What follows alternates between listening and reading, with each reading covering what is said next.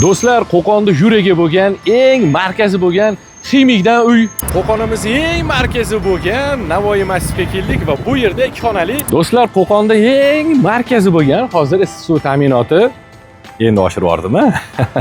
E'tibor berasizmi? Qaysi realtor yoki qurilish kompaniyasining reklamasini ko'radigan bo'lsangiz, birinchi jumla Qo'qonda markazidan uy degan jumla bilan boshlanadi.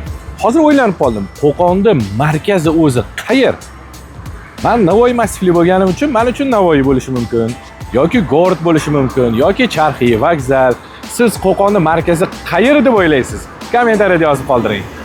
Lekin ko'pchilik Qo'qonda markazi bo'lishi kutilayotgan deb ayni ortimda turgan Yangi Qo'qon massivini aytib kelishmoqda.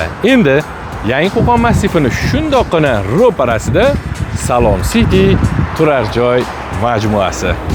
Salom City turar joy majmuasi hozir ko'ryapsiz, 9 qavat, 7 qavat, 9 qavatli xonadonlari bor.